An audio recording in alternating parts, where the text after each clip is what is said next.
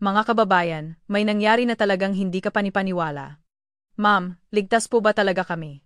Ang 17 taong gulang na mag-aral mula sa Ukrainian National School of Arts, si Anna, ay nagtanong sa akin habang nanginginig ang boses.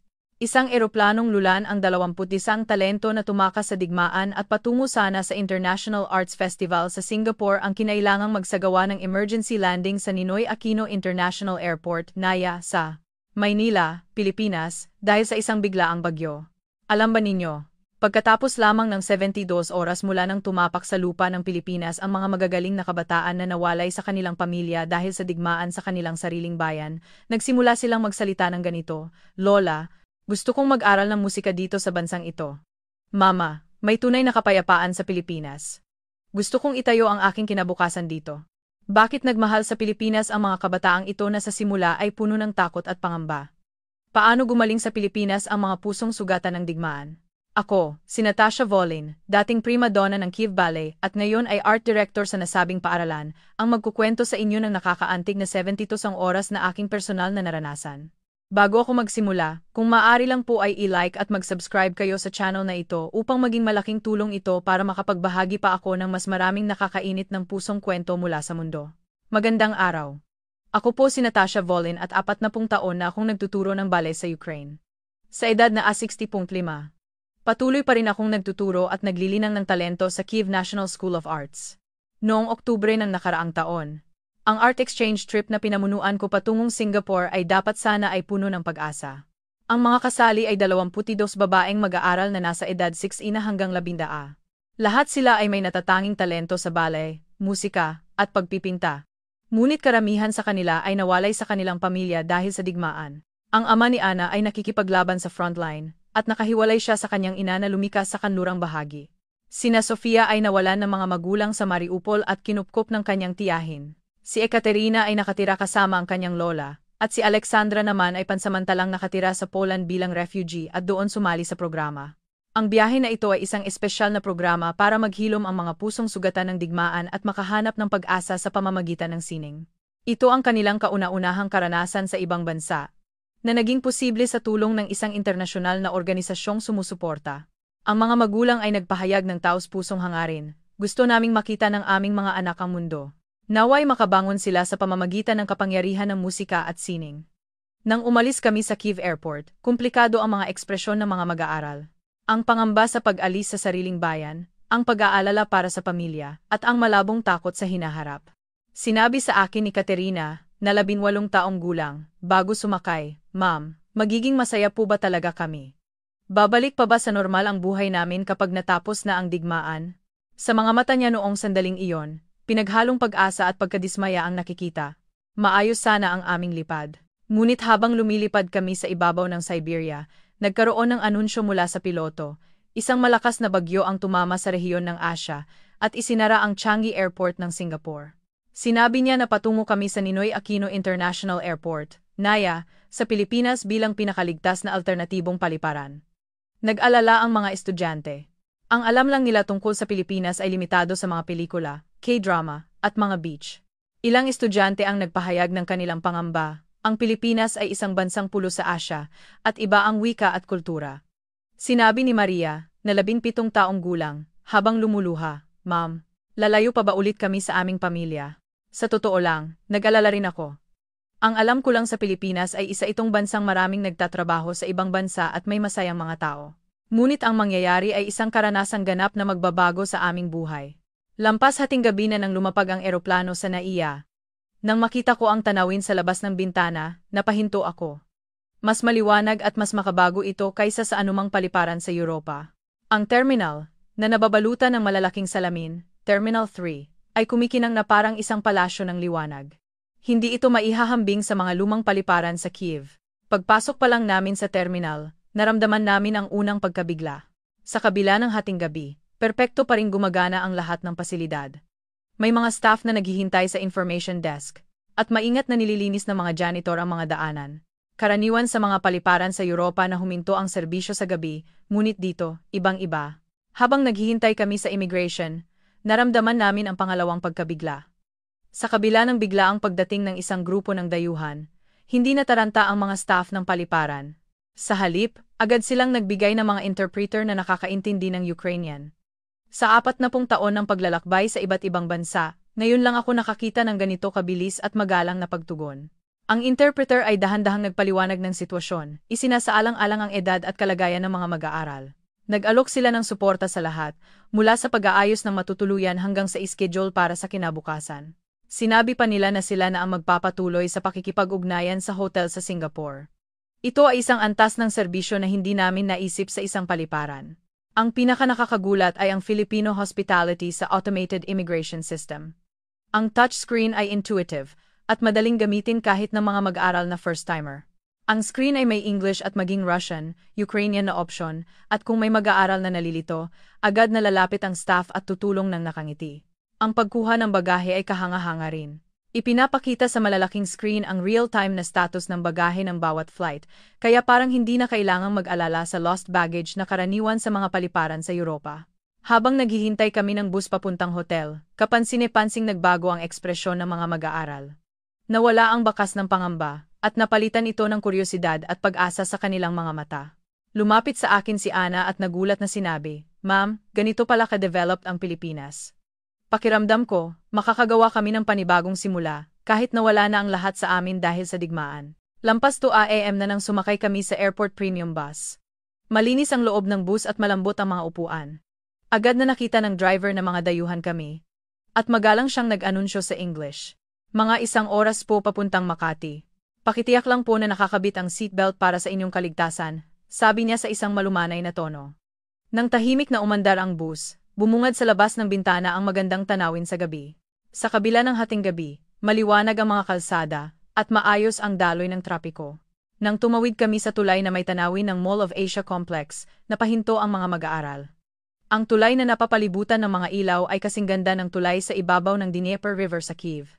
Ang pinaka-nakakagulat sa mga mag-aaral ay ang mga convenience store na nakahilera sa gilid ng kalsada. Lampas 2 AM na, ngunit maliwanag sa loob ng mga tindahan at natural na pumapasok at lumalabas ang mga tao.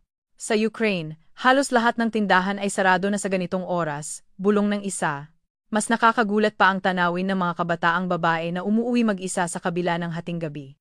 Sa kabila ng 2 AM, kalmado silang naglalakad at walang bakas ng pangamba o takot.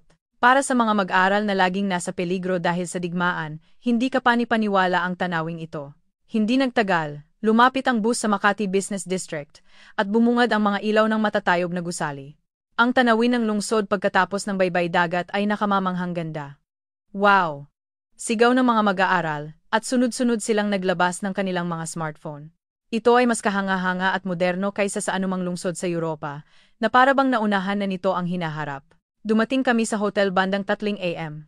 Sa kabila nito, hindi pa rin nawawala ang sigla sa paligid. Ang mga ilaw ng mga bata o 4 oras na kainan at kafe ay nagpapaliwanag sa kalsada, at may mga ilang customer pa rin pumapasok at lumalabas sa convenience store.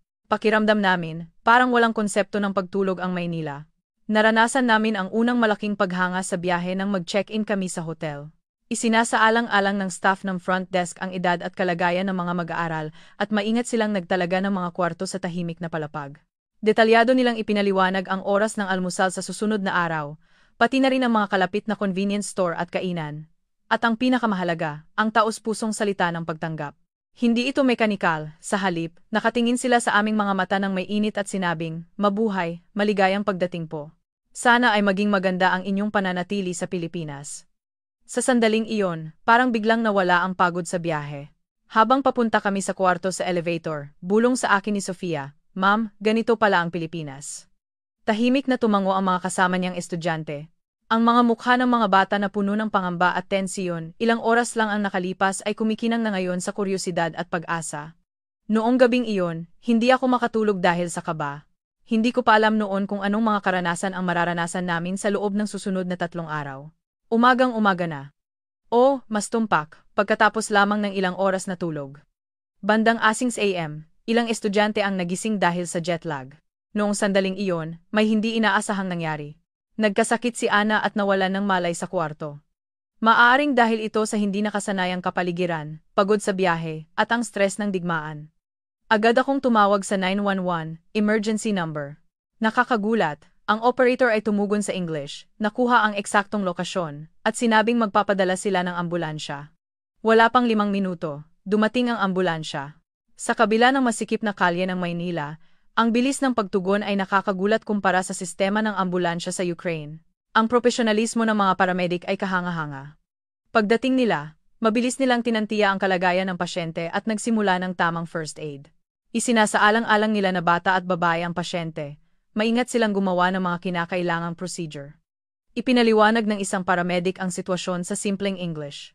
Huwag po kayong mag-alala, mukhang mild dehydration lang. Magpatingin pa rin tayo sa ospital, para sigurado. Ang kagamitan sa loob ng ambulansya ay state-of-the-art din. May mga equipment para sa patuloy na monitoring ng kalagayan ng pasyente habang naglalakbay, at kaya nilang magsagawa ng advanced emergency treatment. Naipaalam na rin sa ospital, kaya handa na sila para sa mabilis na paggamot pagdating namin. Pagdating namin sa isang kilalang ospital sa Makati, BGC, nagsimula ang bagong pagkabigla. Masikip ang emergency room, ngunit perpekto ang organisasyon. Malinaw na nakahiwalay ang bawat area, at efficient ang daloy ng pasyente. Ang pagtugon sa reception ay kahanga-hanga. May counter para sa mga dayuhang pasyente, at ang staff ay tumugon sa fluent na English. Detalyado nilang ipinaliwanag ang procedure para sa insurance ng Ukraine. Bihira ang ganitong sistema ng suporta para sa dayuhan, kahit sa ospital. Habang naghihintay, regular na sinuri ng nurse ang kalagayan ni Ana. Naramdaman namin ang pag-aalala nila, dahil detalyado nilang ipinaliwanag ang sitwasyon para mapawi ang pangamba ng ibang mga estudyante. Nang magsimula ang konsultasyon, humanga kami sa profesionalismo ng doktor. Isinasaalang-alang ang psychological state ng batang pasyente, maingat niyang tinanong ang mga sintomas. Mabilis din ang test. Lumabas ang resulta ng blood test sa loob lamang ng 30 minuto. Ang diagnosis ay hindi seryoso. Pagod sa biyahe at mild dehydration, gagaling siya sa sapat na hydration at pahinga. Ngunit pinayuhan ng doktor ang ilang oras na observation para sa pag-iingat. Nang kumuha kami ng reseta at pumunta sa botika, nakaranas kami ulit ng nakakaantig na karanasan. Isinasaalang-alang ng pharmacist ang edad at sintomas ng pasyente, at detalyado niyang ipinaliwanag kung paano inumin ang gamot at ang mga side effect. Nagprint pa siya ng English instructions sa pag-inom ng gamot. Ang huling sorpresa ay ang bayarin. Kahit kasama na ang emergency consultation, tests, at gamot, halos kalahati lang ito ng gastos sa Ukraine. Hindi rin kami sinisingil ng karagdagang bayad dahil dayuhan kami. Nang umalis kami sa ospital, taos-puso akong humanga. Ipinagmamalaki ko ang sistema ng healthcare sa Ukraine, ngunit ang serbisyo ng medical sa Pilipinas ay kahanga-hanga sa kabuuan. Lalo na ang pag-aalala para sa dayuhan at ang efficient na sistema, marami kaming dapat matutunan. Sa pamamagitan ng karanasang ito sa ospital, mas lumalim ang pag-unawa ng mga mag-aaral sa Pilipinas. Naramdaman nila na hindi lamang technological advancement ang mayroon, kundi pati na rin ang pag-aalala sa tao ay abot kamay sa bawat sulok ng lipunan. Gumaling na si Ana, at nagpasya kaming formal na tuklasin ang Maynila. Una naming pinuntahan ang isang malaking convenience store malapit sa hotel. Pagkatapos nilang mag-almusal, gusto nilang makita ng maayos ang convenience store na hindi nila nakita ng maayos kagabi. Pagbukas ng pinto, nanlaki ang mga mata ng mga estudyante. Ang loob ng tindahan ay parang ibang mundo. Nakahilera ang iba't ibang uri ng produkto sa mga shelf, lalo na sa drinks section na puno ng bote at lata. Tumigil si Maria sa tapat ng instant cup noodles at rice meals corner. Sa Ukraine, mahal ang cup noodles at imported na pagkain. Pero dito, ang dami ng klase, at ang mura. Cup noodles, fried rice, siopaw, steamed bun, ang dami naming hindi pa nakikita. Sabi ni Katerina. Nang tanungin nila ang cashier, nakangiti niyang inirekomenda, ang siopaw po namin at hotdog ang pinakapaborito. Mas nagulat pa sila sa ready-to-eat na pagkain. Ang mga nakahilerang pagkain ay mukhang fresh at bagong luto. Adobo, sinigang, rice meals, ang presyo ay mula 150 putos hanggang 250 putos. Kung kakain ng ganito sa Ukraine, hindi bababa sa 17 euros, sabay-sabay na nagulat ang mga estudyante. Kinuha ni Sofia ang isang meal at nagningning ang kanyang mga mata, pwede raw init sa microwave at kainin. Ang pagkakaroon ng microwave na libreng gamitin sa convenience store ay isang pagkabigla para sa kanila. Hindi ito mangyayari sa Europa. Bukod pa rito, sa dulo ng tindahan ay may service corner. Dito, may ATM, parcel pickup, bayad sa utility bills, at maging recharging ng transport IC card. Nagtanong ang isang estudyante na interesado, talaga bang kayang gawin ang lahat dito? Magiliw na tumango ang staff at isa-isa niyang ipinaliwanag, maraming financial transaction ang pwedeng gawin dito kahit sarado na ang mga bangko. Pwede ring kunin dito ang mga in-order online. Madali ring mag-print ng ticket para sa concert o event. Humanga at tango ng tango ang mga estudyante. Nagsimulang maghambing si Ana sa Ukraine. Sa amin, kailangan pang pumunta sa bangko para mag-transfer, at kailangan pang pumunta sa post office o courier company para magpadala ng package. Kailangan ding pumunta sa iba't ibang lugar para magbayad ng bills. Sa mukha niya, makikita ang paggalang at pagkabigla sa efficiency na kanilang naramdaman. Ilang estudyante ang nagpasyang kumain ng ready-to-eat meals sa maliit na eat-in space sa loob ng tindahan. Ininit ng staff ang pagkain sa microwave at magalang na nagbigay ng mga chopsticks at napkin or spoon and fork. Muli, naantig kami sa pag-aalala. At nang matikman nila ang unang subo, isang simpleng sigaw ang narinig. Ang sarap. Ang kanin ay malambot, ang laman ay mainit at masarap, mas masarap pa kaysa sa restaurant. Sabi pa ng ilan. Kung iisipin ang presyo, ang kalidad na ito ay nakakagulat. Habang kumakain, pinagmasdan ko ang paligid. Isang empleyado bago pumasok sa trabaho ang bumibili ng kape, isang estudyante ang kumukuha ng snack, at isang matanda ang bumibili ng dyaryo. Naroon ang pang-araw-araw na buhay ng Pilipinas kung saan ang convenience store ay sentro ng buhay. Pagkatapos, kausap ko sandali ang isang babaeng staff. Sinabi niya na madalas siyang naka-night shift. Hindi po ba kayo natatakot magtrabaho sa gabi? Tanong ng isang estudyante. Ngumiti siya at umiling, hindi po ako nag-alala dahil ligtas dito. Ilang taon na akong nagtatrabaho, pero wala pa akong masamang karanasan. Magalang po kasi ang mga customer namin. Nagtinginan ang mga estudyante at tahimik na humanga sa kanyang sinabi. Nang lumabas kami, makikita ang mga karatula ng convenience store sa lahat ng dako. Parang may isa bawat 100 metro. Sa Kiev, kakaunti lang ang convenience store, at kung meron man, limitado ang mga produkto, sabi ng mga estudyante habang umiiling. Nagtanong si Katerina. Ilan kaya ang convenience store sa Pilipinas? Nang i-research namin, nalaman namin na may higit 30,000 na tindahan sa buong bansa. Katumbas ito ng 0.4 tindahan bawat 1,000 katao. Nagulat ang mga estudyante nang marinig ang numerong iyon. Ang populasyon ng Ukraine ay humigit kumulang 40 milyon, ngunit daan-daan lamang ang convenience store sa buong bansa. Napakalaki ng pagkakaiba. Sa dami ng mga estudyanteng naisama ko sa biyahe sa loob ng 40 taon, ngayon lang ako nakakita ng mga estudyanteng ganito ka-interesado sa convenience store. Siguro dahil ang convenience store ay hindi lang isang tindahan, kundi isang simbolo ng efficiency at culture ng lipunang Pilipino. Nang ikuwento namin ang tungkol sa convenience store sa ibang mga estudyante sa lobby ng hotel, sinabi nilang gusto rin nilang pumunta.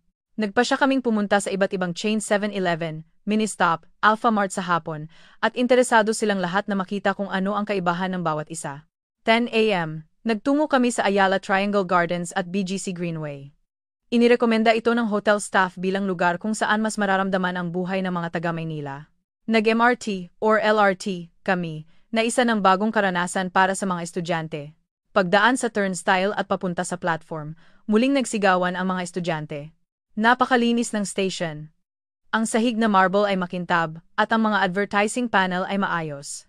Ibang-iba ito sa lumang dilim ng subway sa Kiev. Napapalibutan ito ng maliwanag at modernong hangin. Pagbaba namin sa escalator papunta sa platform, muling nagpahayag ng paghanga ang mga estudyante. Sa kabila ng pagiging malalim, malinaw ang hangin at hindi nakaka-claustrophobic. Gumagana ng maayos ang ventilation system, at napanatili nito ang parehong ginhawa tulad ng sa itaas. Dahil tapos na ang morning rush, kakaunti ang mga tao, ngunit kahanga-hanga ang hitsura ng mga tao roon. Lahat sila ay nakapila ng maayos at tahimik na naghihintay ng tren. May mga marka ng boarding position sa sahig, at nakapila ang mga tao sa 2 row ayon dito. Muling nagulat ang isang estudyante nang makita ang electronic display board sa platform. Ipinapakita nito ng eksakto ang oras sa minutes at seconds kung kailan darating ang susunod na tren. Sinabi ni Ana habang tinitingnan ang kanyang relo, eksakto talaga.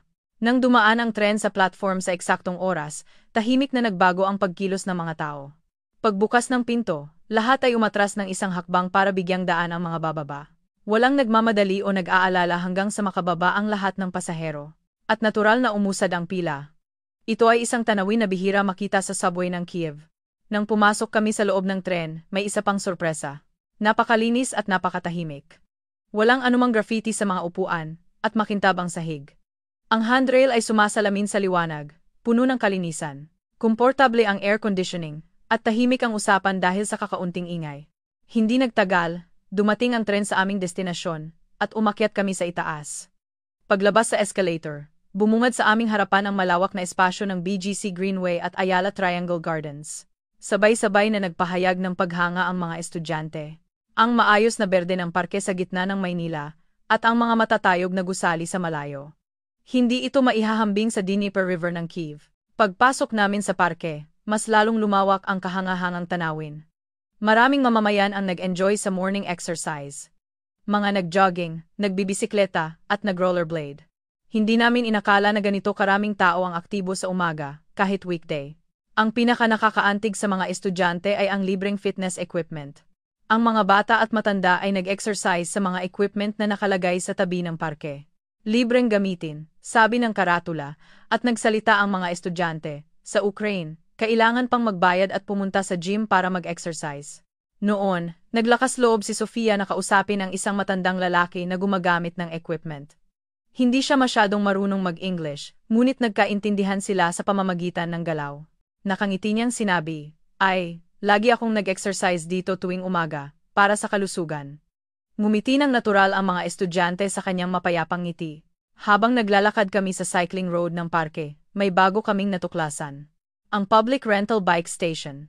Nakahilera ang mga pulang bisikleta na may nakasulat na share bike, at madali itong rentahan sa pamamagitan ng smartphone. May katulad ding sistema sa Ukraine, pero hindi ganito kaayos, sabi ng mga estudyante. Umupo kami sa bench ng parke para magpahinga. Pagtingin sa paligid, maraming pamilya ang makikita. Isang ama na nagbibisikleta kasama ang kanyang anak, isang ina na naglalakad habang nagtutulak ng stroller. Isang tahimik at payapang eksena ng pang-araw-araw na buhay ang bumungad. Ang pinaka-nakakagulat ay ang mga taong naglalakad kasama ang kanilang aso. Lahat sila ay may leash at may maliliit na bag sa kanilang kamay. Nang makita ng mga estudyante ang isang lalaki na maingat na naglilinis ng dumi ng kanyang aso, humanga sila, talaga namang napakadisipuladong tao. Nagpasya kaming magpahinga sa isang cafe sa tabi ng parke. Nang makita ng staff na dayuhan kami, agad silang nagbigay ng English menu. Pumili ang mga estudyante ng kani-kanilang inumin. At may ilang nagtangkang sumubok ng tradisyonal na tsaa ng Pilipinas. Umupo kami sa terrace at dahan-dahang tinikman ang inumin habang nararamdaman ang hangin ng lungsod. Malamig ang hangin, at komportable sa pisngi. Tahimik nang umiti ang mga estudyante habang pinagmamasdan ang tanawin. Hindi ka panipaniwala na may ganitong lugar sa gitna ng lungsod, bulong ni Katerina. Tumango ang isa pang estudyante at nagpatuloy. May ilog din sa Kiev, pero hindi ganito kaayos ang espasyo para sa mamamayan. Talagang pinapahalagahan ng Pilipinas ang buhay ng mga tao. Ang kuman patas puluko. Sa labas ng kafe, may mga taong naglalaan ng oras sa kanilang sarili. May nagbabasa ng libro, may nag-sketch, at may nakikinig ng musika sa earphones. Lahat sila ay nag-enjoy sa tahimik na oras sa sarili nilang bilis. Ang pagkakaroon ng ganitong lugar ng pahinga sa buhay ng lungsod ay sumisimbolo sa kayamanan ng Pilipinas. Dumaan ang isang matandang babae at nakangiti siyang tiningnan kami. Nang batiin siya ni Maria ng magandang umaga, kumaway siya pabalik. Ang sandaling iyon ng init ang mismong charm ng Pilipinas. Pagkatapos ng tanghalian, bumisita kami sa isang multipurpose na pasilidad ng aklatan at bookstore A.G. National Library, or isang malaking fully booked sa BGC. Naisip ko na ito ay isang lugar kung saan mararamdaman nila ang isang bahagi ng kultura ng edukasyon ng Pilipinas. Nagpalipat-lipat kami ng subway or 2P bus, at nagtungo sa pasilidad sa pamamagitan ng underground passage na konektado sa estasyon. Nagulat ang mga estudyante. Pwedeng maglakad dito nang hindi mababasa sa ulan. Dahil halos walang underground passage sa Kyiv. Napakabago ng lohikal na istrukturang ito. Pagpasok namin sa loob, nagliwanag ang mga mata ng mga estudyante. Ang dambuhalang bookshelf na abot sa mataas na ceiling ay nakahilera ng maayos, parang isang pader ng aklat na tila liwanag mismo. Isang fantastical space na ganap na naiiba sa pangkaraniwang aklatan. Aklatan ba talaga ito? Parang art piece. Sabi nila, puno ng pagkabigla at paghanga. Tahimik akong ngumiti, ngunit hindi ang kagandahan ng arkitektura ang gusto kong ipakita sa mga estudyante, kundi ang mga taong nagtitipon doon. Sa kabila ng pagiging weekday hapon, maraming mamamayan ang tahimik na nagbabasa ng libro. Mga lalaking nakasuot na nagbabasa sa oras ng pahinga, at mga babaeng nagbabasa habang may sinusulat sa notebook. Lahat sila ay nakatuon sa sarili nilang mundo ng may seryosong ekspresyon. Umupo rin kami sa kani-kanilang upuan at kumuha ng libro. Sa foreign language corner, maraming aklat sa English at German, at nagulat si Sofia. "Ma'am, may libro ni Milan Kundera." Hawak niya ang isang masterpiece ng isang kinatawan ng Ukrainian literature. Sa sandaling iyon, nagliwanag ang mga mata ng estudyante, Nakakagulat na makita ang aklat ng isang manunulat na Ukrainian dito sa Pilipinas. Sabi ng isang estudyante na naantig. Ang pinakanakakagulat ay ang mga empleyadong nakasuit. Sa hapon pagkatapos ng tanghalian, tahimik silang nakaupo at nagbabasa ng libro. Hindi ba sila nagtatrabaho? Pabirong tanong ni Ana, at ngumiti ang guide. Siguro ginagamit nila ang oras ng lunch break nila. Maraming tao ang nag-enjoy magbasa, kahit sa maikling oras. Humanga ang isang lalaking estudyante nang marinig ito. Isang kahangahangang kultura ang magbasa sa aklatan sa oras ng lunch break. Sa Ukraine, lahat ay nagka-coffee o naninigarilyo. Nagpatuloy ang isa pang estudyante, talagang pinapahalagahan ng mga Pilipino ang kaalaman. Hindi ko inakala na ganito karaming tao ang nagbabasa sa tanghali. Narinig ko na mataas ang education standard, pero ngayon, naniniwala na ako. Tumagal kami ng mga isang oras sa loob ng pasilidad. Kumuha ang mga estudyante ng mga aklat sa iba't ibang larangan na kinaiinteresa nila. May nagbabasa ng aklat para sa pag-aaral ng Filipino, may nagbubukas ng aklat sa kasaysayan ng Pilipinas, at may nagbabasa ng aklat tungkol sa Pilipinas na nakasulat sa English.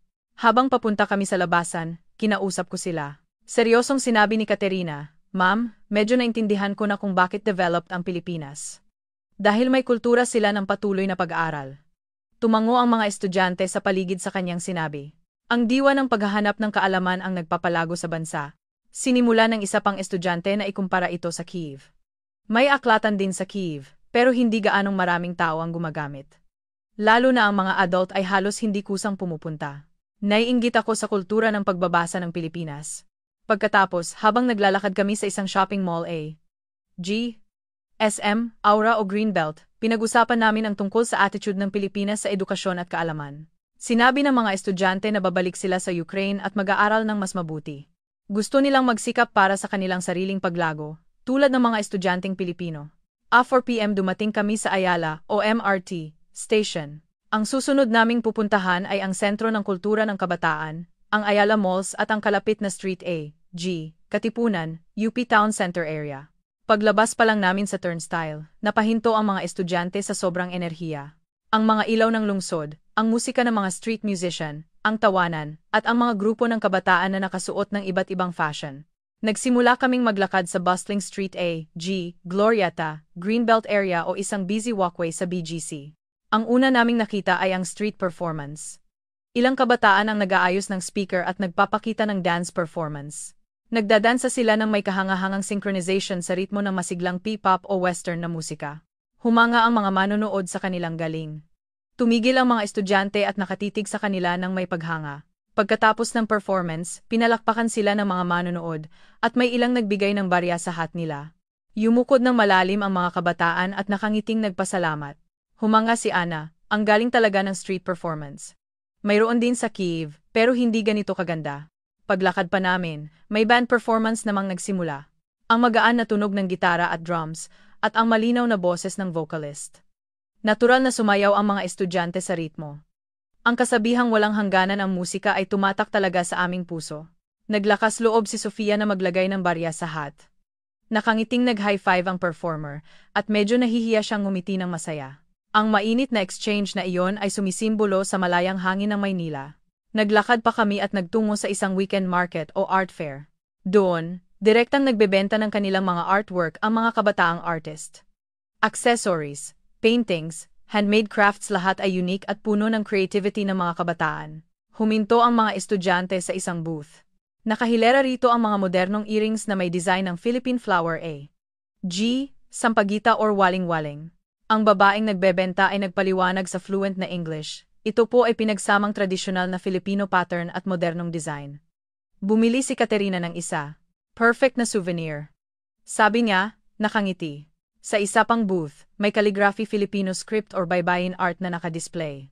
Ang mga gawa ay may magagandang sulat kamay. Ang ganda ng Filipino script or calligraphy, humanga ang mga estudyante.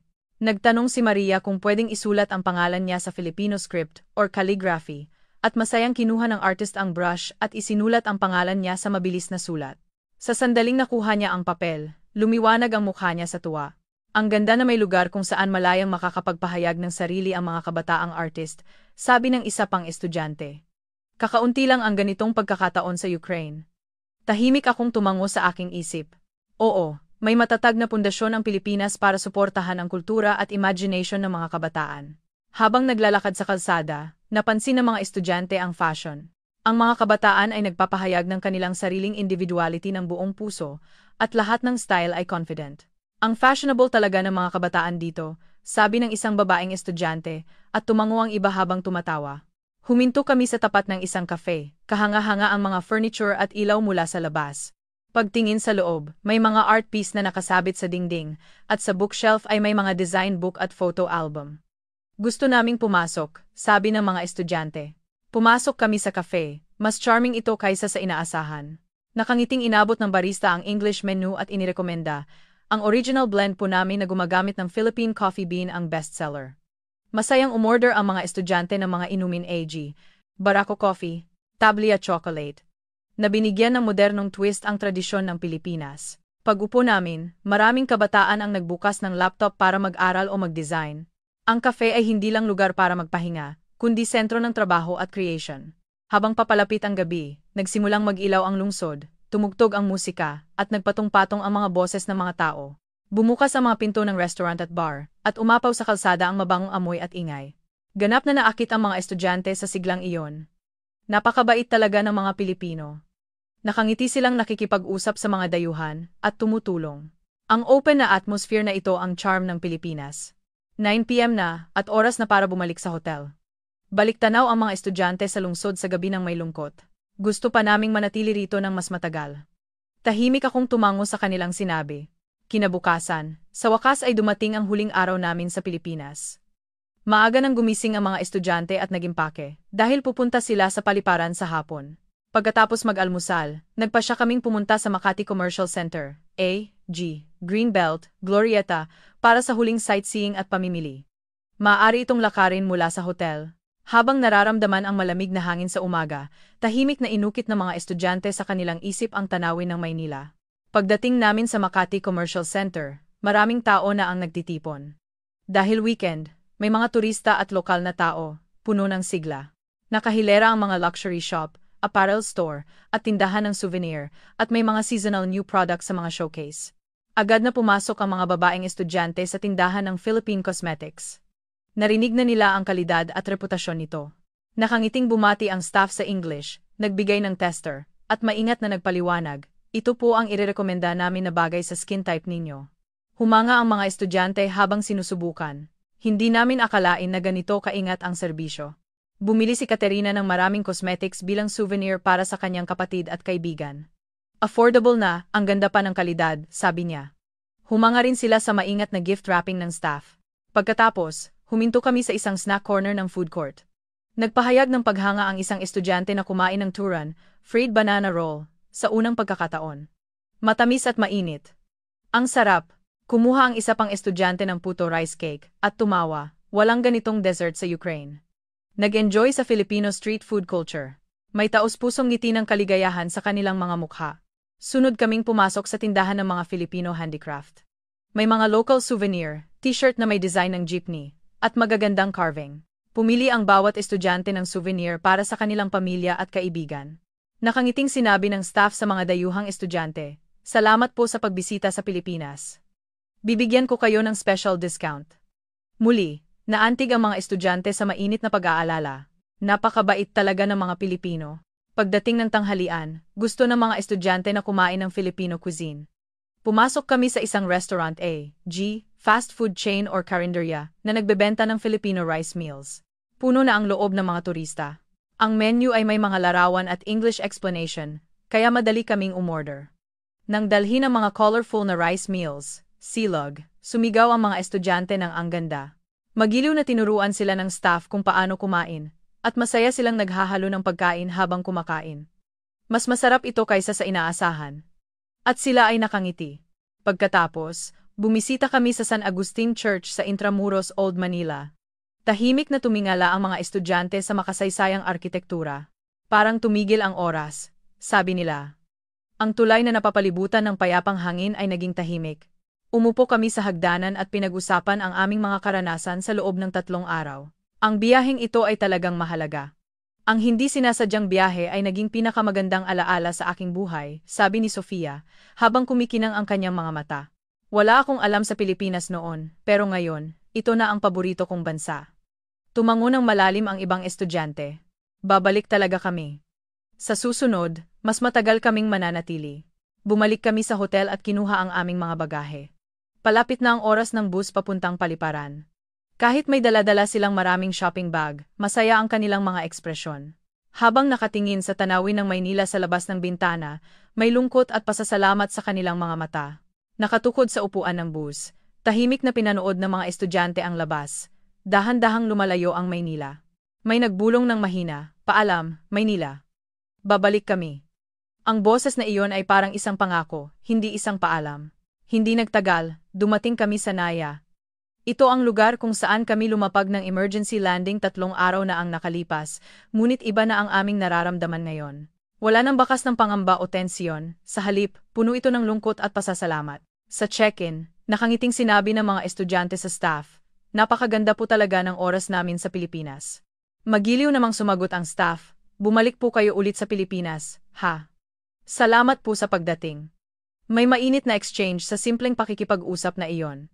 Habang naghihintay sa immigration, tinanong ko ang mga estudyante, "Ano ang gusto ninyong gawin pagbalik ninyo sa Ukraine?"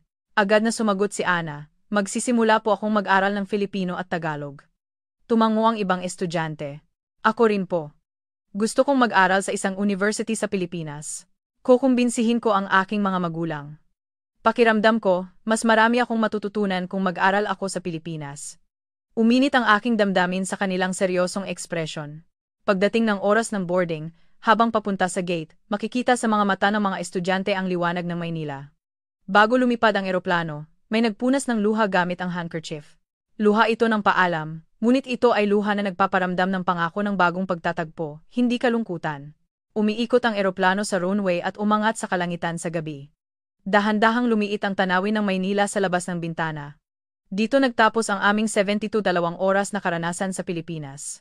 Ngunit hindi ito ang katapusan, kundi ang simula ng lahat. Kinabukasan, dumating ang eroplano sa Kyiv Airport. Sinalubong kami ng mga magulang nang nakangiti sa arrival lobby. Sunod-sunod na ikinuwento ng mga estudyante ang kanilang mga karanasan sa Pilipinas ng may pananabik. Nagulat muna ang mga magulang, ngunit pagkatapos ay makikita ang pagmamalaki sa kanilang mga mata. Hindi ka panipaniwala na ang Pilipinas ay ganoon pala kaligtas at kamaginhawa, at napakabait na mga tao. Nakikinig silang lahat, na parang nakasama rin sila sa biyahe. Nang sumunod na linggo, may nangyaring maliit na milagro. Nagsimulang mag-post ang mga estudyante ng mga larawan at video sa Pilipinas sa social media. Daan-daang post ang umapaw sa Instagram at TikTok. Mabilis na kumalat ang mga reaksyon. Nagulat at humanga ang mga kaibigan sa comment section, "Ganyan pala ang Pilipinas? Gusto kong pumunta."